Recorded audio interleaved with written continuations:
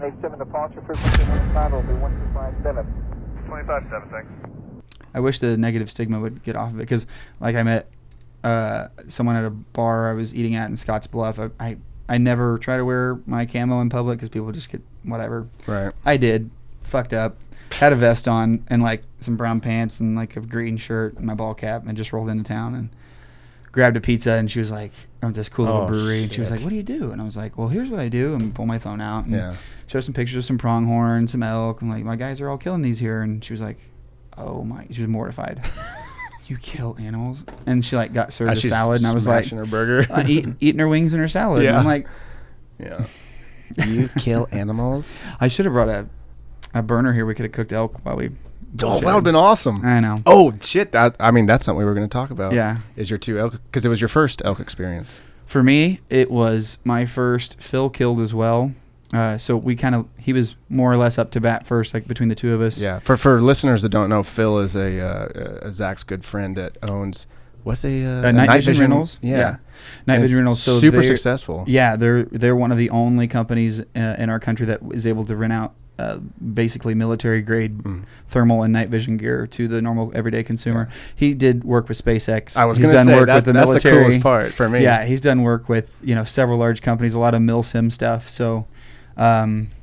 He's definitely where he needs to be with that company. It's total niche area, he's a genius. He drilled it, dude. He really did. He's a smart dude. So he's just one of those guys that like I am totally comfortable with being caught in the mountains with in case shit hits the fan. I know he's just not gonna roll over and quit, and so we made a decision after a bear hunt last year. Like, dude, we're gonna do this. We're gonna go elk hunting. Like some way, somehow.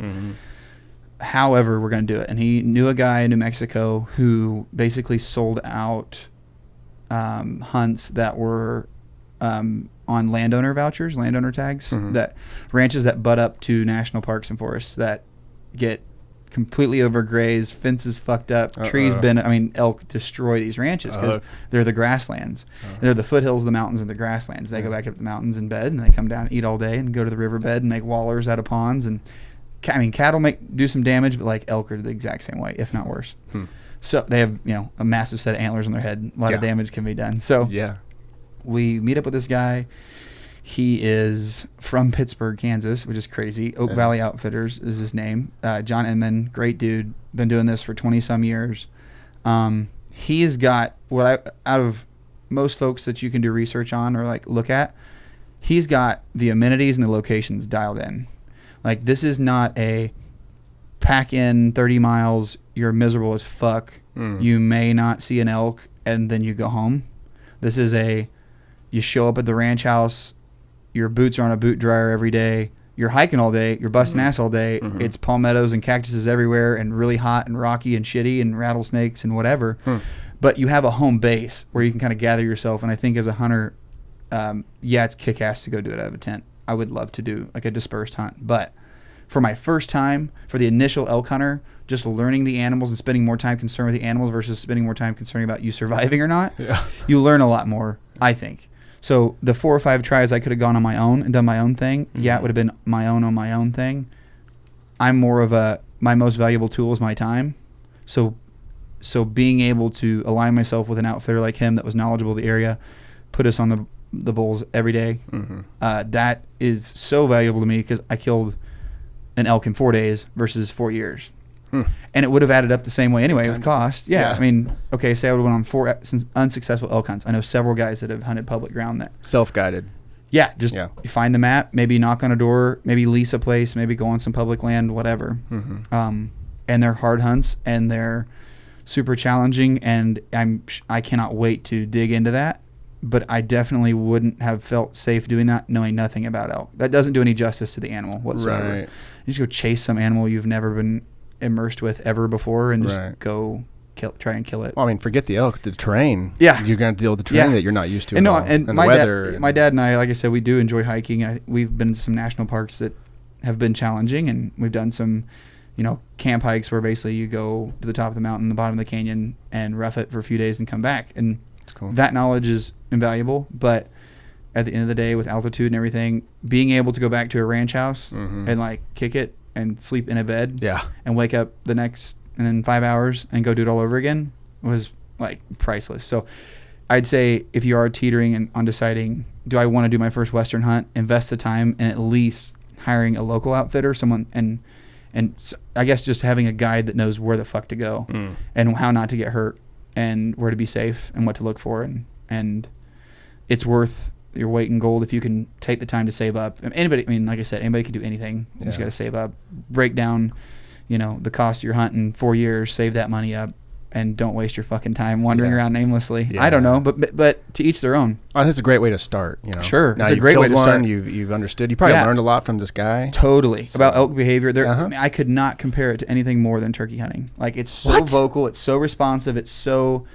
They are so fired up when they're in the rut. Yeah. When they're bugling and challenging other bulls and that shit, like you think you've seen a whitetail get pissed, these things are oblivious to their surrounding. They are so pissed off at anything that challenges them with their, harem of cows. It's incredible to see. I mean, so the night we spotted my bull, the night before, we scouted this area that Phil had gone a couple years previous and had shot a 400 plus inch bull. The first night, first sit, didn't kill him.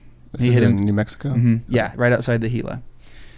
So this ranch we were on was actually a little closer to the Arizona side. We were on the west side of the Gila, and we're sitting there, and we hadn't seen anything that afternoon, so we were kind of surprised. It was a river bottom. It was hot. There's several wallows that are fresh. There was a couple apple trees growing by some old homesteads, just abandoned in the middle of nowhere that survived for 100 years, and they're still producing. I mean, there's plenty of food, water, cover, and we're just glassing the mountainside, and John randomly bugles and gets a response like way over here, and then we glass and we see some bulls over here. How far are they hanging out? 800,000 yards or more. They're like little bitty specks. Okay. And you just catch them in little clearings. Okay.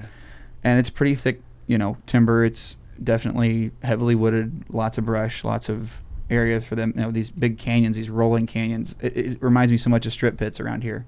But imagine them all on an incline and a never-ending incline. Yeah. So you're scaling everything as you climb these things. And then he bugled again. We didn't get a response. I want to say he bugled a third time, and he had moved. So the bull that had bugled and came all the way across the mountain and was in a vicinity where we had watched a spike bull come down the hill to go wallow at like last light. So we figured, all right, we need to get back to the truck. If that's where they're going to start funneling out of, we need to cut these off with the wind direction we have, get back to the truck, lay low, come back in the morning. So as we're walking, we see two more bulls come down, and they're one's, I would say, a solid 4x4, 5x5, 2-year-old, like a young bull. You'd shoot him? No, not at all. Not with what he had. Okay. I would say that. Yeah. All elk are huge. It's unbelievable. Yeah. Even like the spikes are just giant beings walking around. Yeah. I'd be stoked with a cow. But yeah. But in this particular hunt, this guy's lease, his ranch, where we were at, it was mature only. And I'm totally for that too. Yeah. So these two younger bulls come down. One's pretty good. But as the spike was down, these two younger ones come out, and he kind of clears out. And they come into the waller. And then it's dark as fuck. And we look, and all we see are these white fronts like coming down like this, and he lets out this rip-roaring bugle as he's running down the hill of this waller, and everything clears out, the cows included. And he's just spending time in this waller right next to the riverbed. It would have been way too dark to, I think, make an ethical shot on him. Yeah. But we thought, we've got him for the morning. The only problem was we were fighting the weather. It was, it'd get up to high 80s, low 90s during the middle of the day. Wow. They were bedding really early and then leaving bed really late. So there was midday activity was virtually none. It was more truly spot and stalk in their bed. And the bugling wasn't really firing off. We didn't hit the rut just right. We were a little early.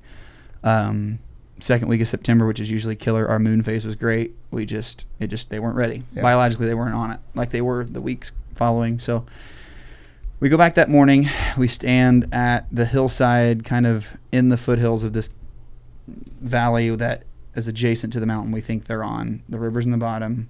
They're probably 2.5 miles away at this point. We let out a bugle. He responds. We move a mile. We let out a bugle. He responds. We get into the foothills, these canyonous foothills in the timber, and as we're walking, wind in our face, he lets a bugle out on the other side of the mound, like the canyon we were on, like right there. And John looks at me and goes, "Get to that fucking tree." And he runs back 30 yards and finds this big stick and starts rubbing it on this tree branch, emulating a bull rubbing, and he's bugling and chuckling and the whole deal.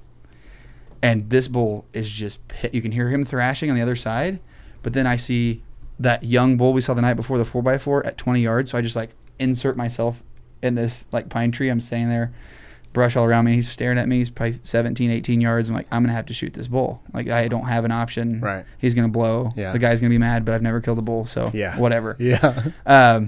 He calls again, and the little bull kind of lets himself go downhill. That nice 5x5 we saw was probably a 3 to 4 year old bull. Comes behind him, but kind of skirts outside of me. And there's one little lone ass tree that had been, I don't know if had been just rubbed so hard for years Right. that just lost its top or what. But it reeked of elk piss. There was elk prints and shit everywhere. It was like their spot for sure. So I scurry over to that through an opening. And I remember clipping my release and like literally telling myself, calm the fuck down. Calm the fuck down. Because I was going to butcher their shot. Totally just biff it at that point. And so I grab my rangefinder and I come up over the ridge. And all I can see is neck to ass, and the tops of his splits. And the mass, like he carried his mass out. Like his bases were not much smaller or not much bigger than like his tops. It was incredible. So he was rubbing a tree as big around as his coffee cup and had it just bent over, completely bent over. Bugle one more time, a little, like a half bugle, and then just started pissing everywhere. And I was like, all right, 56 yards. I was like, fuck it. Scoot up a little bit. Scooted up 54 yards from canyon top to canyon top. And I let her go. I hit him a little high in his lungs, but double lunged him nonetheless. Thought it was a complete pass through because I lost my fletchings. And then I saw blood come out before he turned, but I mean it was the death kick of it was like shit, I'm dying. And he didn't go uphill. He went downhill. So he went towards the water, meaning I'm dying. I need to get to some water. I need to get to safety. Oh, okay. You go uphill, it's harder to get uphill. Yeah. You're using more energy. Yeah. He wants to conserve energy, hide, get to water. Right. And made it, I wouldn't say probably 130, 140 yards, so over 2 dumps, and was at the top of the next one. It crashed. But what was really neat after the shot, these cow elk started barking. I don't know if you've ever heard that, and I hadn't. It's like a white-tailed doe will blow at you, and it's just the most awful sound in the world when that happens, especially when you're like this quiet, windless timber. Yeah, Can't do it. I just want to tin ring them every single time. But so these cows, they start barking, and they're barking back and forth downhill. Yeah. And we're like, the wind's in our face. There's no way they saw us. They're 2 canyons over. We get some glass on them. They're like looking back and barking, looking back. They finally stop. And one of the younger bulls, I think, we had heard him walk. He barked once and then stopped and went back up the mountain. I kept the only rocks that blood were on, like the only blood spots we found on the rocks until like the last 20 yards when it was everywhere because it finally filled up his body cavity enough to spill out. Right. I shot him slightly quartering towards, so it wasn't a whole lot of lung, but what had happened, I didn't know. My arrow broke off right after the fletchings. Because it was in the cavity. The broadhead dug into the rib cage on the opposite side, poked through the skin, and got the whole arrow in the body cage. When he starts running with those shoulders, shoulder blade cut the arrow in half. So the arrow actually flipped back around, and I found it just embedded in the lungs the opposite way of which I just was shredding it. As he was running, his shoulders were moving it. He was killing himself, essentially. Ooh. So that size of an animal, I mean, what we guessed, his teeth were down to his gums in the front. Yeah. His ivories were cavitied out. The guy was like, this is a 10 to 12-year-old bull. Like, he didn't even finish out on the top. Like, he didn't finish his whole... He was on the decline of his antler growth for his life. Right. And that's normal. Like, we're proud to kill anywhere from a 5 to 8-year-old whitetail. That's an old buck. Yeah, like, right. That 10 to 15 to 14 range, from what I've been told, not a genius, but it's pretty easy to Google that shit and listen from everyone. But that's the range you kind of want to try and kill your bulls. And if you want to manage a herd, that's the goal. So we found him after not a very long blood trail, and I remember he was just entangled in these pine trees. Like, he just literally face planted and just died right there. And I remember like looking, I see the bases, and his bases, like, you can barely see hair in between his skull. Like, they're so big. And he looks at me and he goes, "You just shot a fucking giant." I'm like, of course, like the luck. Of course, my first bull, I shoot a giant. Now I'm like, how you gonna top it? What the hell do I have to do now? No, it's elk hunting is an amazing adventure. I would do it anytime, in any state. But I remember pulling his antlers out and just like looking at his face, and just like he had a big tear in his ear and a scar across his nose. He's just this old gnarly bull. His spinal cord was like protruding through his skin at the top. He had his hindquarters were smaller than Phil's elk's shoulders. He was so worn down. He had so much muscle deterioration. Yeah.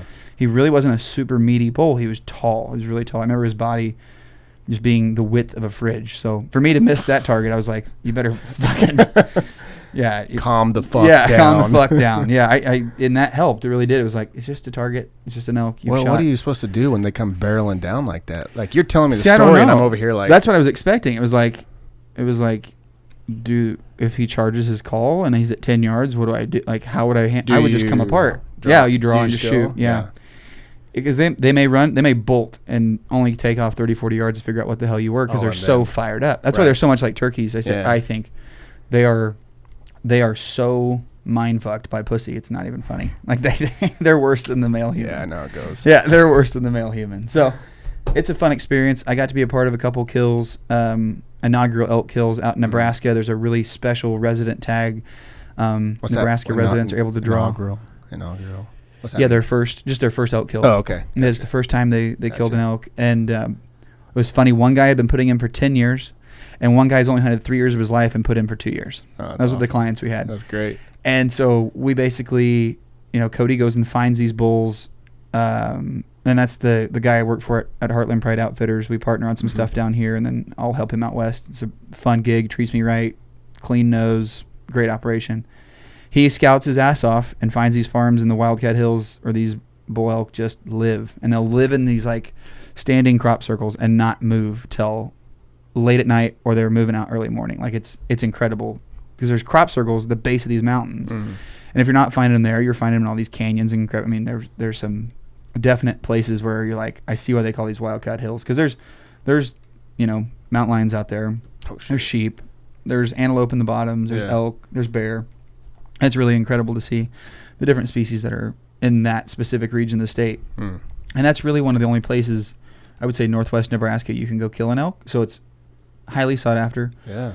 It's close to Wyoming, close to Idaho, close to South Dakota. And they're not overhunted. I mean, both the bulls these guys killed were true mature animals with a great set of antlers. And for their first bull ever, it was like, one dude shot his at like 25 yards. Like Cody called him into his lap and just blasted him at 25 yards. Yeah. So it was a cool experience. Elk hunting definitely changed the way I view my interests. I'll always pursue whitetail, turkey, waterfowl, but that's definitely that western mountain. It's definitely terrain driven. I could be chasing jackrabbits out there and still it's just as magical because you're out there in the shit. You're this small. Yeah. In comparison, where here I can plant a food plot, put a corn pile, pattern deer, set a tree stand on a creek bank where I know they have to walk by. That place, they own you. I mean, that's you are not alpha male out there. So to be able to be successful in the West is just interesting, and man, it's incredible to experience for sure, for anyone to experience. I think. 787. 787 departure frequency 15 will be 125 minutes. 25-7, thanks.